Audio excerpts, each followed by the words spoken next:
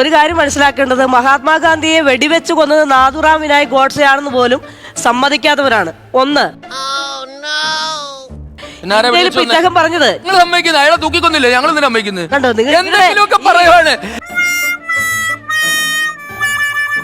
ഇന്ത്യയിൽ മോദി വന്നതിന് ശേഷമാണ് വർഗീയ കലാപങ്ങൾ. അല്ല, മോദി വരുന്നതിന് മുമ്പ് വർഗീയ കലാപങ്ങൾ RSSന്റെ നേതൃത്വത്തിൽ നടന്നിട്ടുണ്ട്.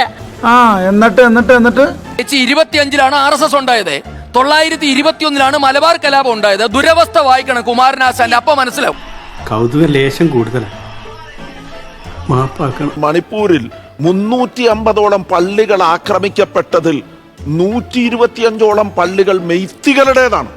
മെയ്ത്തി കുക്കി സംഘർഷമാണെങ്കിൽ മെയ്ത്തിയുടെ പള്ളി ആക്രമിക്കപ്പെടൂല, പള്ളി ആക്രമിക്കപ്പെട്ടു. മനസ്സിലായി. മെയ്ത്തി കുക്കി സംഘർഷമാണെങ്കിൽ മൈത്തിയുടെ പള്ളി ആക്രമിക്കപ്പെടില്ലേ? ആക്രമിക്കപ്പെടുമല്ലോ. അതല്ല ഉദ്ദേശം, നിങ്ങൾ രണ്ടുപേർ സംഘർഷം അവർ ആക്രമിക്കപ്പെടില്ലേ? അല്ലല്ല, പള്ളികൾ മാത്രം. ഞാൻ അടുത്തൊരു കാര്യം പറയാം, പള്ളികൾ മാത്രം. എനിക്കതല്ല, തലക്കോളം കിറക്കഞ്ഞ മനുഷ്യന്മാർ ഇങ്ങനെ കാണിച്ചു. എല്ലാ വർഷവും ഇന്ത്യ മഹാരാജ്യത്ത് കലാപങ്ങൾ സർവ്വസാധാരണമായിരുന്നു.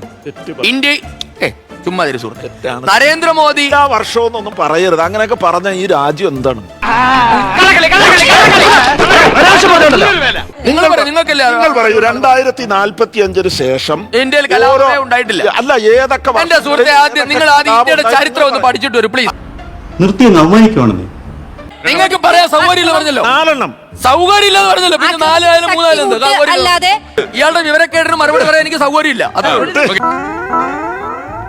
ഈ നാട്ടിലെ വിദ്യാർത്ഥികളെ വർഗീയപരമായിട്ട് കാവ്യവൽക്കരിക്കാൻ കൂട്ടുനിൽക്കുന്നത് ഇവിടുത്തെ സർക്കാർ. ഇവര് തമ്മിലുള്ള ഐക്യത്തിന്റെ ഏറ്റവും വലിയ ഉദാഹരണം അത് തന്നെയാണ്. ഈ അറിവ് എവിടുന്ന് കിട്ടി? പത്രത്തിൽ നിന്ന് അടിച്ചു മാറ്റിയതാ.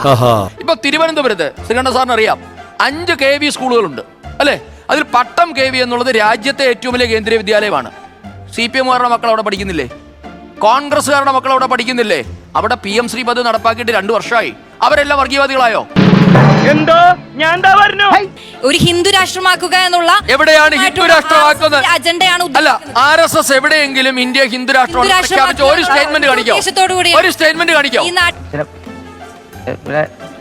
പിന്നെ ചൂടാണ്ട് AC ഒന്നും ഇല്ല. അത് ഇനി മിംബയുടെ അറിവിലേക്ക് പറയാം, ഇന്ത്യ ഹിന്ദു രാഷ്ട്രമാക്കേണ്ട ആവശ്യമില്ല. ഇന്ത്യ ഹിന്ദു രാഷ്ട്രമാണ് എന്നാണ് ഞങ്ങളുടെ നിലപാട്.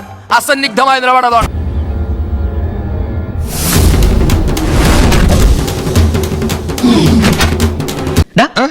കിട്ടിയാ? ഇല്ല, ചോദിച്ചു വാങ്ങിച്ചു. പോവാ.